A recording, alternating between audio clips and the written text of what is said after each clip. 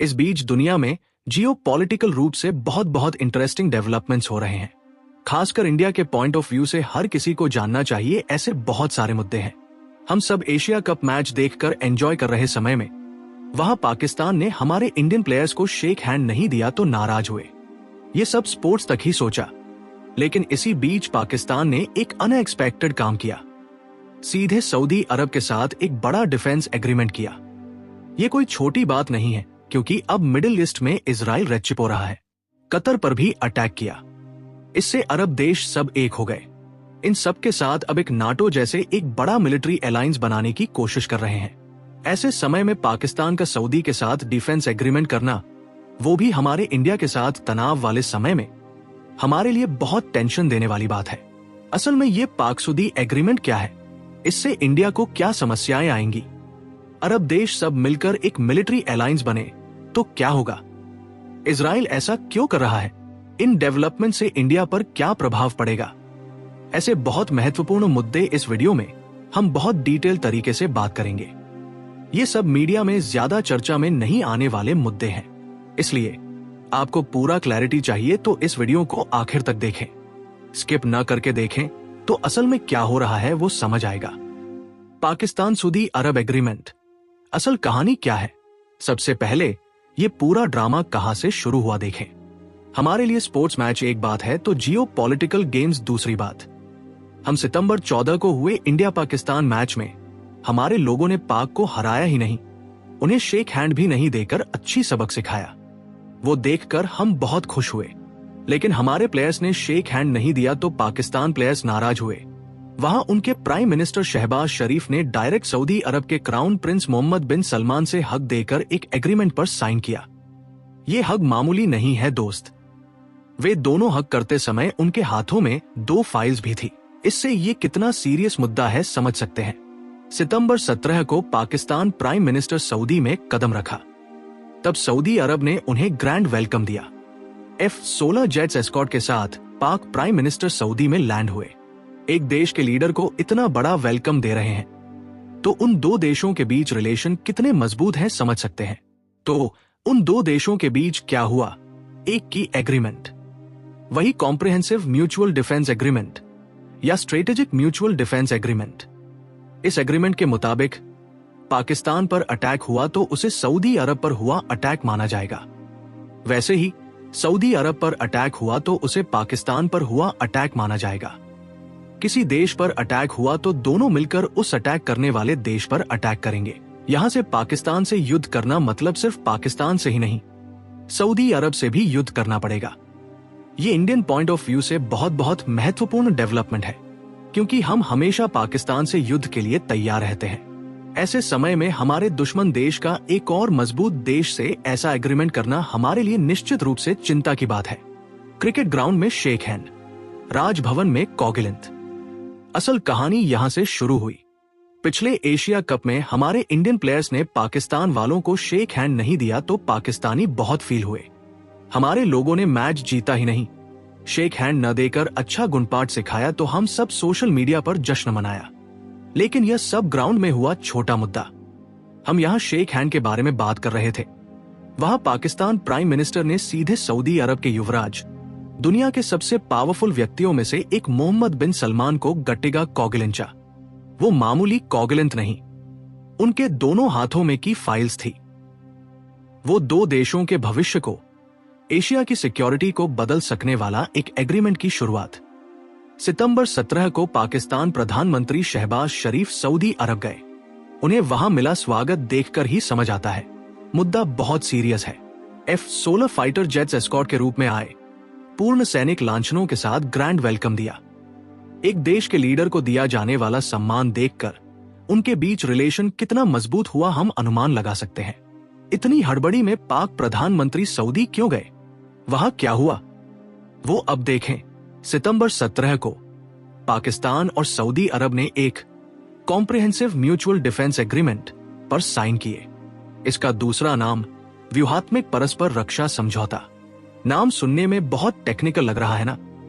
Simple तरीके से हमारी भाषा में कहे तो अब से पाकिस्तान पर कोई अटैक करेगा तो वो सऊदी अरब पर अटैक किया जैसा।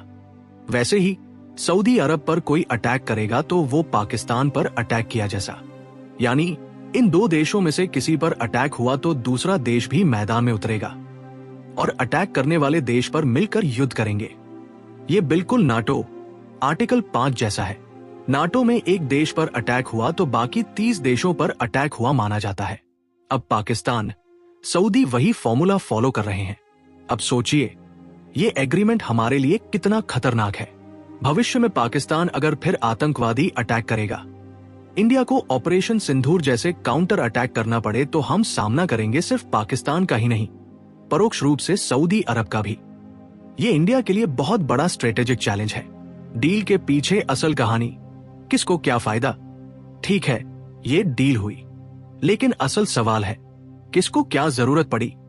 पाकिस्तान के कौन से देखे तो पाकिस्तान को क्या चाहिए सब जानते हैं। उनकी जिंदगी भिखारी वाली है, आर्थिक रूप से पूरी तरह दिवाला निकाल चुके हैं। IMF, चीन, अमेरिका ऐसे सबके पैरों में गिर रहे हैं। सऊदी अरब इस्लामिक दुनिया में सबसे अमीर देश है, उनके पास ऑयल का पैसा की कमी नहीं।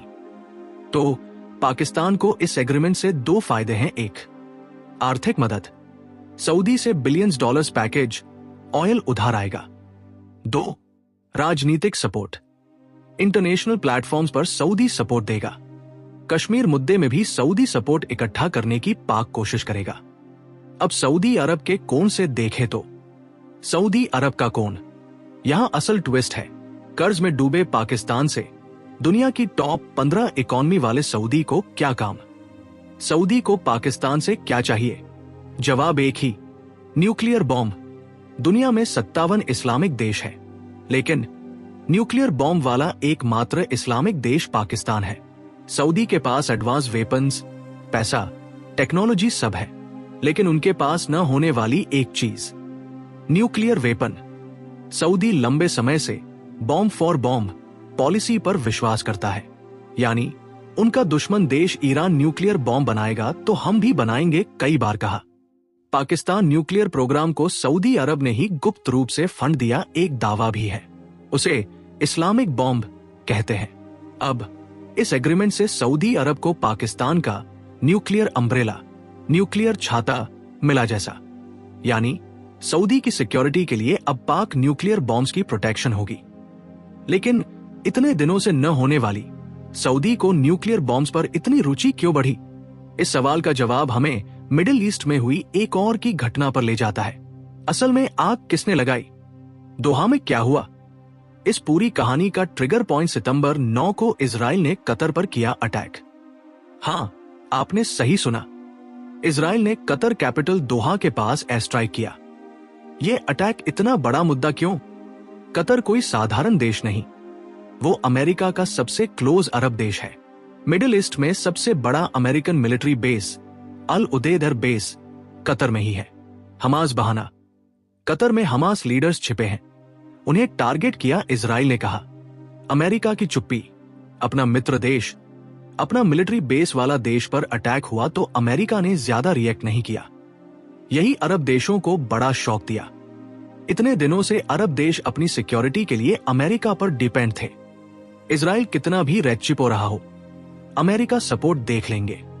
लेकिन इजराइल अब अमेरिका मित्र देशों पर ही अटैक कर रहा है तो अमेरिका साइलेंट है, मतलब क्या?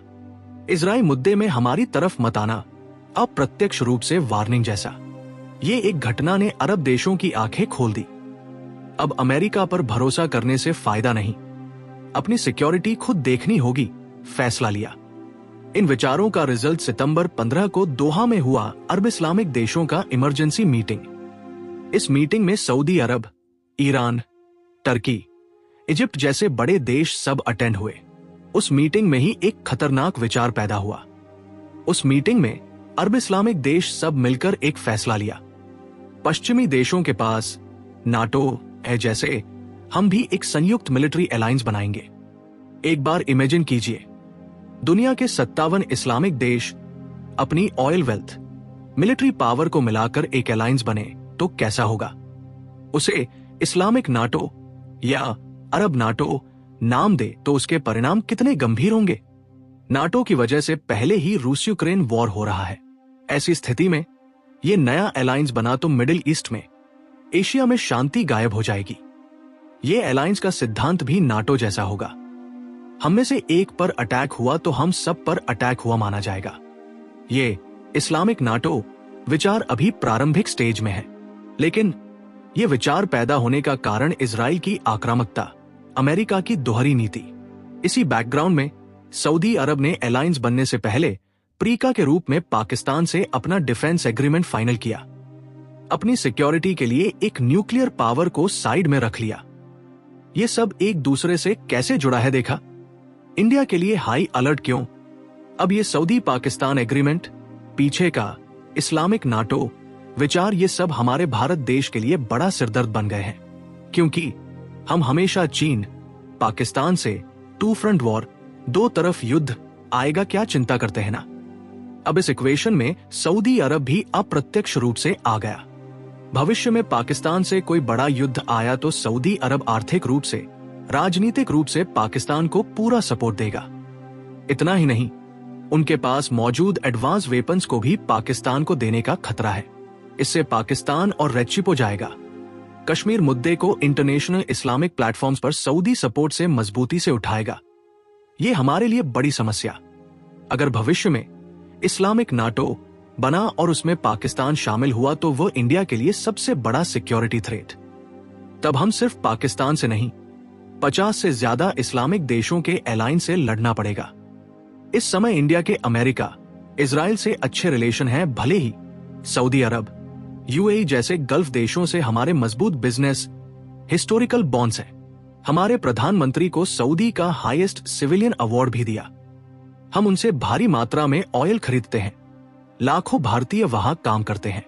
अब सऊदी हमारे दुश्मन पाकिस्तान से हाथ मिला रहा है तो हमें बहुत सावधानी से कदम रखने होंगे। सऊदी को दूर नहीं कर सकते, वैसा ही पाकिस्तान को उनका सपोर्ट हल्के में नहीं ले सकते। ये सच में कट्टी पर सांभू जैसी स्थिति। इसलिए हमारे फॉरेन अफेयर्स मिनिस्ट्री ने भी इस एग्रीमेंट पर नजदीक से मॉनिटर कर रहे हैं। हमारी सिक्योरिटी इंटरेस्ट में कोई समझौता नहीं करेंगे। बहुत डिप्लोमेटिक तरीके से रिएक्ट किया। हम क्रिकेट मैच में शेक हैंड नहीं दिया खुश होने से पहले। हमारा दुश्मन देश स्ट्रेटेजिकली हमें घेरने की कोशिश कर रहा है। यह सिर्फ शुरुआत है।